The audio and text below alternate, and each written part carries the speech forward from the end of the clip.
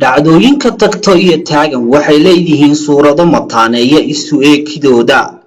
sidoo kalena waxay leeyihiin misaal midba tan kale tusaale loogu soo qaato xaaladda colaadeed ee degmada Ceelaf Weyn oo haatan mashaqo qaran ka dhigan iyo dhacdadii mataanaha la ahayd ee sidan oo kale laba ka mid ah beelaha wada degan degmada Ceerigaabo uga dhex dhacday maxay ku kala duwan yihiin dhacdadii Ceerigaabo oo xal waara laga gaaray iyo tan haatan loo caalayahay wasiirka arrimaha gudaha Soomaaliland Maxamed Kaahin Axmed arrinta Ceelaf Weyn oo khasaare ahaan noqonaysa midii ugu cuslayd sidii uu ku waajahay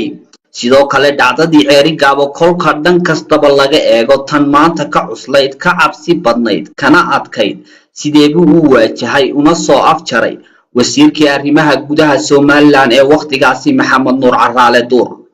xaaladda degmada Ceelaf Weyn iyo colaadda alooskeedu soo noqnoqday waa mid xukuumadda talada haysa iyo tii ka horeysayba ay ku fashilmeen jeeray damiyaan ha joogtee ka xukuumad ahaan ayaa xilligan tuhun weyni ku gadaaman yahay tuhunkaasi oo tahliwaaga xalku sabab u yahay waa ay daba dheeraatay waanay soo noqnoqotay waxay qabuuraha ku dartay tan iyo bilowgeedii dad aan 40 ruux ka yarayn waxa uu dhaawacmay 100 ruux dad ka badan oo badankoodu naafo ah hagrasho baahsan iyo dhayalsi xoogan ayaa ku gadaaman isku day kasta oo xukuumadda kulmiye ku baadi goobeen nabadaynta mashaqada macdan liida nabadii degmada Ceelaf Weyn cirka ku laashay waxay meesha ka saartay awoodda dawladnimo sawirkii bulshadu ka haysatay kasakow xukuumadda oo idin waxaa daminta iyo soo afjaridda colaadan riiqdeedu dheeraatay ay waajibkiyo shaqadiisa tahay wasiirka arrimaha gudaha Soomaaliland oo isagu qaranka uga wakiilah amniga iyo arrimaha gudaha bal haddaba tallaabooyinka uu qaaday wasiirka arrimaha gudaha Soomaaliland Maxamed Kaahin Axmed intaynaan gudagelin aan dibadin xasuusiyo mashaqadii colaadeed oo tan mataanteeda ahayd ee cirka ku laashay nabadii caasimadda Sanaag Ceerigaabo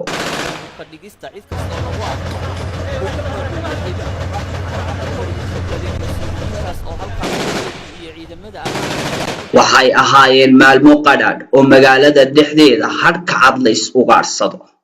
waxay ahayd mashaqadii sababtay inaan maqribka dabadii cidina naf ku aaminin gudaha magaalada Ceerigaabo waxay ahayd shaqaaqadii galaafatay dad badan oo rayid ah waxayna ahayd midii sababtay in aano qabiil mas'uuliyiinta dawladda iyo saraakiisha ciidankaba gudaha Ceerigaabo loogu dhex toogto waqtigaas waxaa wasiirka daakhiliga ahaa Maxamed Nuur Caraale Duur xilligaasi Ceerigaabo way isa seegtay hubka fududina wuxuu bulshada ugu jiray kaalinta ulaha xaragada koonfurta magaalada Ceerigaabo iyo galbeedkeedaba waxa kala fadhiyay ciidamo beeleedyo si weyn u hubaysan nabaduna cidna faraha uguma jirin haddaba bal aynu dib u daawano hadalkii wasiir Duur ee waqtigaasi daawada iyo dabdaminta u noqday colaadii Ceerigaabo aqada halkan ka jirta uma naaniman inuu cid gaar ah xumayno ama xaaladda taale xun xuma ku sii beerino taqadinkii madaxweyne Siilaay ugu magacaabay waxa ka horeysay qof walba tuu Ilaahay mas'uuliyadda saaray ee inuu wanaag sameeyo oo ihsaan sameeyo oo cadaalad sameeyo taasana ka weyn oo ka balaaran taasana Ilaahay qof waliba loo hortagaya anagu waxaanu aragnaa nabadgelyo darrada halkan taala inaan ahayn mid beelaysan waa mid xukuumadaysan xukuumadda loo hayay ragii xilka loo hayay waxa la laayay ragii dareyska gashanaa waxa la laayay mas'uuliyiintii qaranka halkan joogay yagii baa la ugaarsanaya waxaanu aragnaa in xukuumad diid ay tahay waxaanu aragnaa inay nabad diid tahay waxaanu aragnaa dagaal ka dhana dawladnimada inay tahay insha Allah bidnillaahi baari ka hadhimayno waqti kasta ay qaadato gacan ku dhiglayaasha ka hadhimayno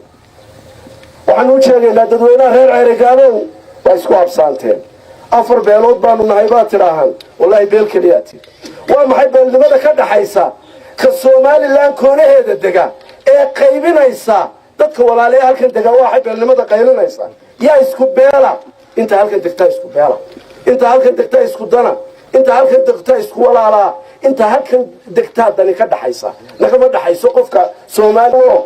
nabadii ka faa'iideystay waxaa kaloon arkay gobollaha ka mid yihiin oo kuwa bari yihiin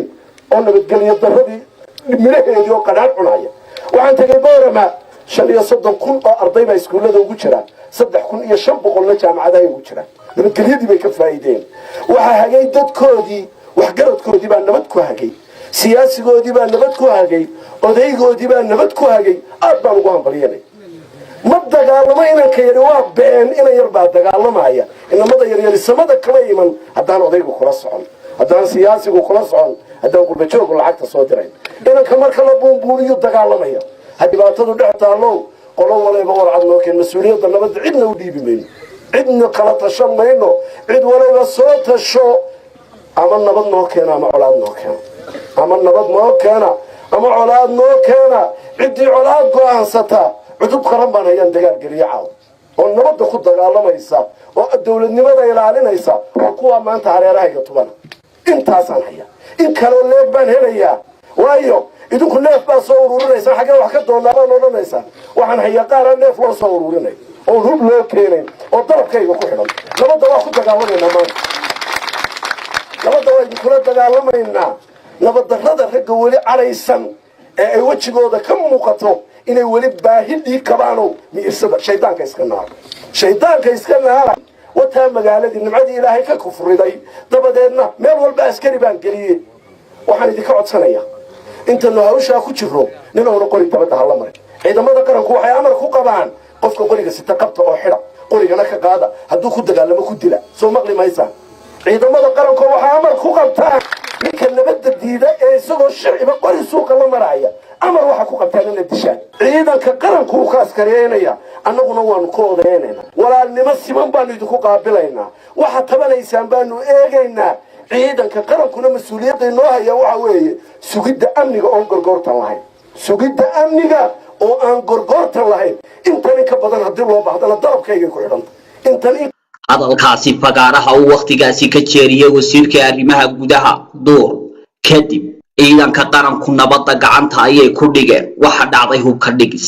hubka dhigistaasi iyo sugidda amniga kadib waxa uu wasiirku gudagalay xarantirka iyo isulaab xaadidda beelihii dirirtu muddada dheer dhexdeed waana ta keentay nabadda iyo xasiloonida tan iyo maanta ka jirta magaalada Ceerigaab waldanka kalena xal u helidda iyo ka dhex dhalinta nabadeed ha joogtee toddobaadkan oo dhacdooyinka colaadda labadaasi beelood ee degmada Ceelaf Weyn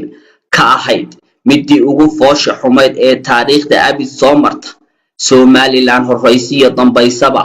wasiirka arrimaha gudaha Somaliland Maxamed Kaahin Axmed tallaabo noocee ah ayuu ka qaaday kamuu bixin Hargeysa umuu xidhan dhexda xalinta walaalaha isku birjabay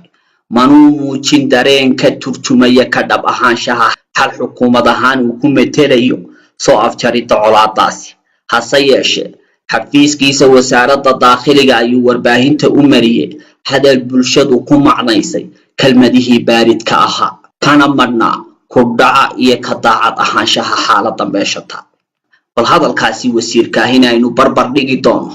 waqtigii wasiir duur aan dib idin daawodsiiyo horeysa dhacdadaas waxaan tacsi guud aan uga dirayaa dhammaan ehelkii iyo qaraabadii dadkii dhacdada ku geeriyooday ee waxaan leenahay ilaahay naxariistii jannada ha ka waraabiyo ehelkii ay ka geeriyoodana ilaahay samir iyo iimaan ha ka siiyo inta dhaawacaana ilaahay waxaynu uga baryaynaa inuu caafimaad degdega oo uu siiyo arrinta dhacdada ah ma aha markii ugu horeysay ee deegaankaas degmada Ceelaf Weyn labada qoys ee walaalaha ah ee isku deegaanka ah ee dhaleeyada ah markii ugu horeysay ay ka dhacday maaha way soo noqnoqotay dhacdadaas haddii ay soo noqnoqotay tii maalintii dhaweyta ka dhacdeena waxay ahayd dhacdadii ugu cuslayd oo murugo aada iyo aada u ballaaran xambaarsan in la joojiyo colaadda in dadka dhibta laga daayo meesha lagu dagaalamaya waa meelihii abaartii ugu adkeyd ay ku dhacday waa meelihii hodanka weyn ku ahaa xoolaha nool waa meelihii khasaaraha faraha badan leh xooluhu ay ku gaadheen haraagii iyo baaqigii ka soo sabata baxay abaartii imika dhowrka sanadoodina haysay baa maantana colaadan la dhex dhigay filanwa ayay dadweynaha Somaliland ku noqotay kadib kolkii ay warbaahinta ka daawadeen wasiirkii arrimaha gudaha Somaliland ka ahin oo gudaha caasimadda Somaliland shir jaraa'id kaga hadlaya dhacdada argagaxa gelisay dadweynaha gudo iyo dabadba isla markaasina